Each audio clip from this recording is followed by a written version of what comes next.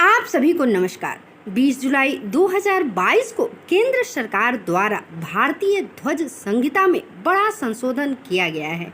यह संशोधन क्या है और कौन कौन से मानक तय किए गए हैं, आइए भारत सरकार के उप सचिव पांडे प्रदीप कुमार जी का आदेश दिखाते हैं। केंद्र सरकार ने 20 जुलाई 2022 को भारत के ध्वज संहिता को संशोधित किया है, जिसके अनुसार अब राष्ट्रीय ध्वज को यदि इसे खुले में या जनता के किसी सदस्य की संपत्ति पर प्रदर्शित किया जाता है, दिन और रात दोनों समय फहराया जा सकता है। पहले तिरंगा केवल सूर्योदय और सूर्यास्त के बीच ही फहराया जा सकता था। इसके कुछ निर्धारित नियम भी थे। पहला, राष्ट्रीय ध्वज आकार में आयताकार होगा। सेकेंड, झंडे की लंबाई और ऊंचाई यानी कि चौड़ाई का अनुपात 3:2 होगा। और तीसरा, जब भी राष्ट्रीय ध्वज को प्रदर्शित किया जाता है तो उसे सम्मान की स्थिति में होना चाहिए और स्पष्ट रूप से रखा जाना चाहिए। और नेक्स्ट और लास्ट क्या है कि क्षतिग्रस्त या अस्त व्यस्त ध्वज प्रदर्शित नहीं किया जाएगा। अब आइए आपको वह आदेश दिखाते हैं। स्क्रीन पे यह रहा वह आदेश। भारत सरकार गृह मंत्रालय पब्लिक अनुभाग, नॉर्थ ब्लॉक, नई दिल्ली, दिनांक 20 जुलाई 2022। आइए देखते हैं इसमें विषय क्या है। तो विषय है भारतीय झंडा संहिता 2002 में संशोधन के संबंध में।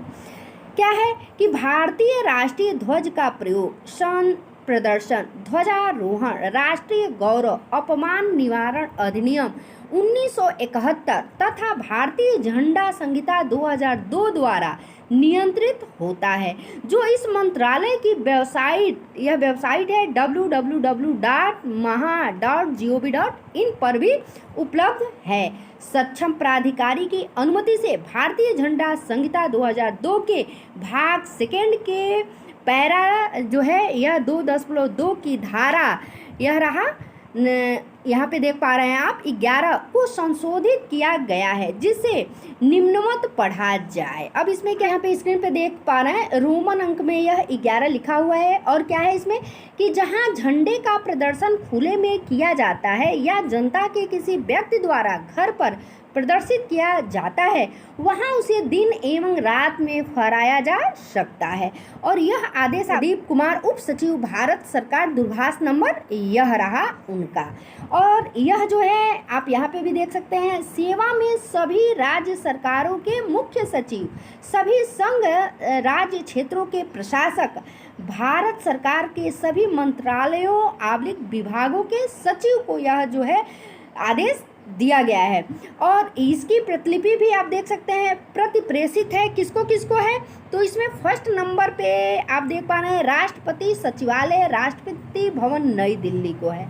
सेकेंड नंबर पे उपराष्ट्रपति सचिवालय नई दिल्ली। थर्ड नंबर पे है प्रधानमंत्री कार्यालय साउथ ब्लॉक नई दिल्ली। फोर्थ पे है मंत्रिमंडल सचिवालय नई दिल्ली। फिफ्थ पे है सभी राज्यपालों के कार्यालय में भी गया है। 6 नंबर पे भारत का निर्वाचन आयोग नई दिल्ली। और 7th पे है लोकसभा सचिवालय नई दिल्ली को। 8 नंबर पे है राज्यसभा सचिवालय नई दिल्ली।